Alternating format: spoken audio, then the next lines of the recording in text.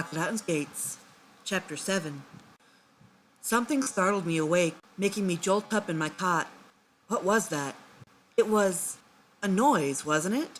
What sort of noise would occur way out here in the middle of the desert? Some animal, right? I soon calmed, realizing perhaps I had just been dreaming and shot awake. Awake because, oh my, I really had to pee. I looked around, as if hoping that, by some magical phenomenon of nature, a bathroom had appeared within. Duh, no such luck. Well, no place else to go but outside. I grabbed the flashlight and some shoes, and out I went, trying my best to avoid cobras, scorpions, and any other sand dwellers. And I finally made it to my destination of a porta potty. It was obviously never the most desirable place to be, but a sure beat doing it out in the open. It proved a purpose of which I was most grateful for. Once finished, I came out and inhaled the fresh night air deeply. It was cooler in the desert at night. It was a real relief from the scorching sun that hovered overhead during the day. Empty bladder and cool evening breeze. It was very nice. However, suddenly on the breeze, I heard what sounded like a chorus of voices. I couldn't quite understand, as they were barely audible. I spun around, trying to find a source. Unsuccessful. Drake? Drake, is that you? If this is your idea of a joke, it's not funny. It won't work. I'm not scared.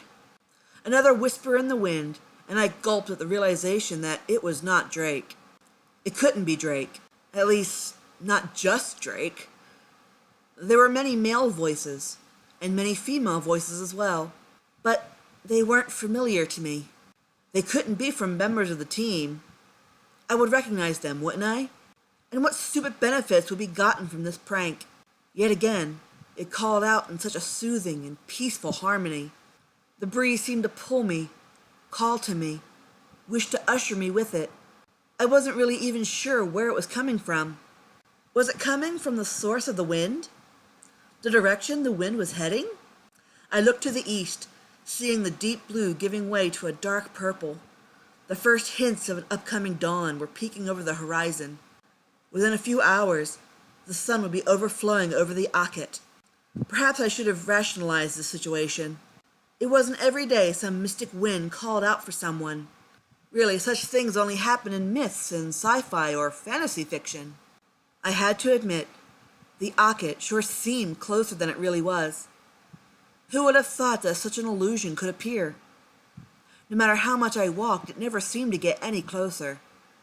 At least, not at first. It felt like it took forever by the time I finally reached the base of the mountains. The first rays of morning were gently tickling what was left of the night sky, blanketing the desert. "Hello?" I called. "Is someone up there?" Okay, that was a dumb question. Or so I thought. I mean, it took a few hours to reach this place. Anything that had called couldn't still be there. And come to think of it, if something was here, how could I have heard it from way over there? "Aurora," the unison of voices whispered, sounding close and almost as if it would break off into a soothing song. "Why are you calling me? Who's up there? How do you know my name?" And then, why is it so strange, and yet so familiar at the same time? "Come," the voices called. I wished to question them further, but found myself instead coming to their beckoning. I could not resist their command. It was like it pulled me along.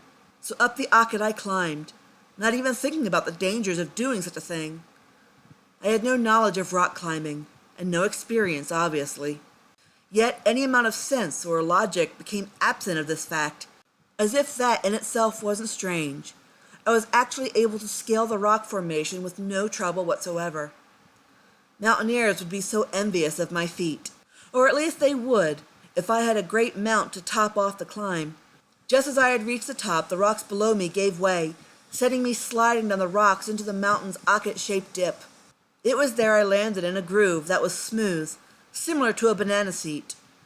I wasn't hurt, and realized I actually had not fallen very far. I opened my eyes, which I had instinctually closed tight in the fall, and before me I saw the goal I had been searching for. Before and hovering above me was a dull orange being. It was as pale as the rising morning sun. It had a soft, warm glow. It was so unreal, so impossible, but there it was. It was a giant ball or disc of this. Who are you? This creature had no body to speak of. It didn't even have a face.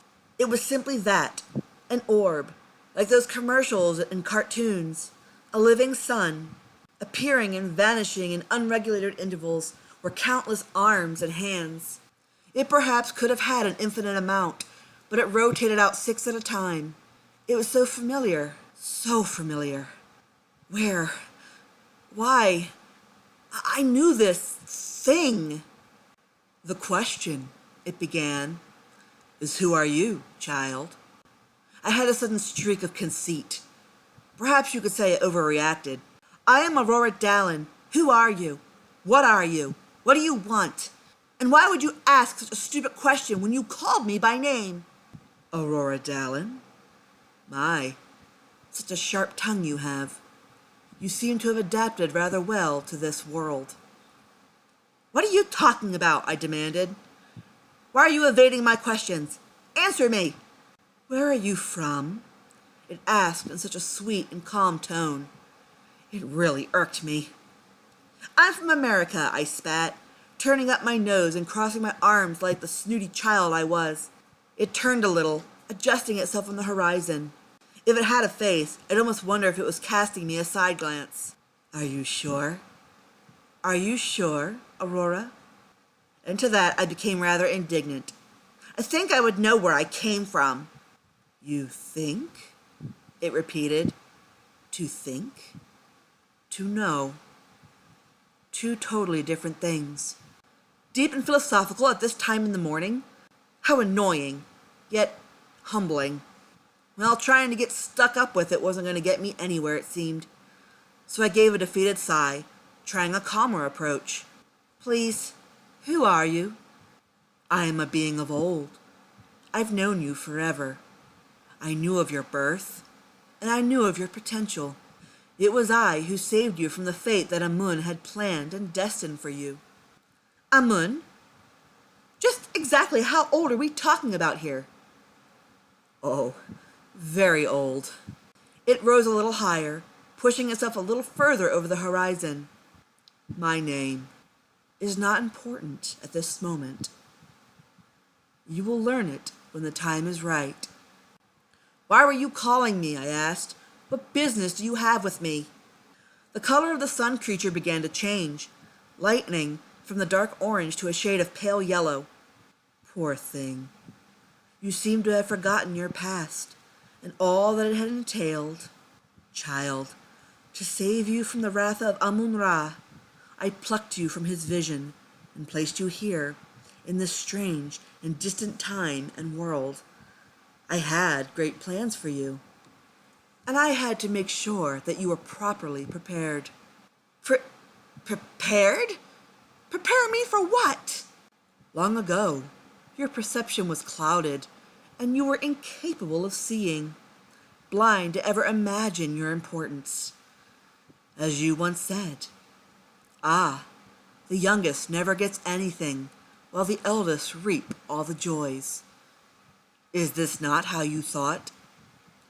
No one was able to hold you back here. You were given the tools to move beyond just a good thinker, and to take it to the next step, gaining your confidence and independence.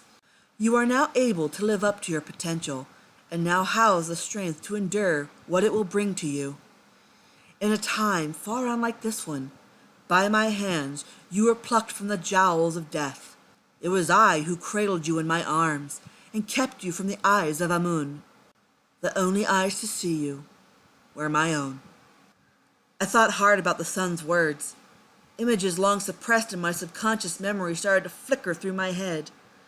And then, I knew them. Leah! Why didn't you save Leah? It would have totally defeated the purpose. Her life meant that you would never proceed beyond the boundaries she created for you. She was the wall that you had to climb, the obstacle you had to surpass.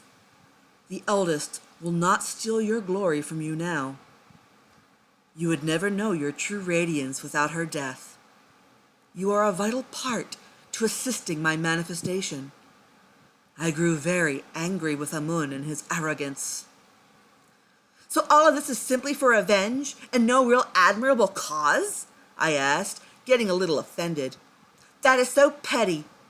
So you use mortals as pawns for the divine temper tantrums? It is not like that, child. It is much deeper than that. You will understand this in time. Such a light radiated from you, and Amun grew angry and fearful that you could threaten his plans. So he wished to snuff out your light. I saved it, placing it in a sanctuary inaccessible to fallen gods. Fallen? I asked. I don't understand. If ancient gods are fallen gods, then you too should be one of them. Gods are made and forgotten, it said, trying to explain it to me. But I am the sun. I am eternal. I am not like the other ancient gods.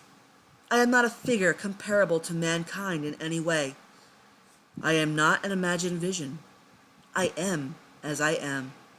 The sun is the sun and will always be so. Without the sun, there is nothing. I am a rather passive deity, child, but do not think too lightly of what I am capable of. I am a very powerful entity as well. I was attracted to your natural desire for intelligence and independence, and your potential for leadership. This is such a delightful combination of character traits to an avatar like you. So what is it you want of me now? I asked. I want you to be you. 5 years have passed since your ordeal, and so shall be it. A new light shall befall upon that world, and he awaits. He knows, for I have bestowed it to him. A beautiful lady shall come. So then what? You plan to take me somewhere else? How will I know what to do? You are still evading me and avoiding giving me clear answers. It will come to you, child. The knowledge will regenerate and generate as you need it. I will not let anything happen to you. You are a survivor, and you are whom I love. You and him. Besides, it suddenly let out a chuckle. Imagine how dull the world of theology would be if God simply said things plain and simple. It would create a lack of opportunities for mortals to prove just how intelligent they are. I peered back from the direction I had come from so far. I could see the speckle of camp. The sun disk wanted to take me from all that I could remember. Was this what I wanted? Part of me feared this unknown that would be unfolding before me. I was certain of this transition, and a piece of me wanted to abandon any grand destiny. I wanted to remain with Darla and Bernard, and perhaps learn to be what they wanted, a normal girl, and I could be their daughter and grow to be a powerful woman here. But this thing had said that a powerful life awaited me elsewhere. It was exciting and a real answer to my prayers. I had wanted something definite that I could see with my own eyes to intervene and give me a solution to my despair over being the misfit. Something inside me wanted this, and that excitement mixed with the uncertainty made me feel ill. If this God was looking out for me, it would have to turn out all right. Right? After all, it had gone through all this trouble to save my life and give me this chance. Didn't I owe it to the thing to at least try? What about them? What will happen to them? Won't this hurt them? It's like taking their child from them again. You must bid them farewell, but you needn't worry.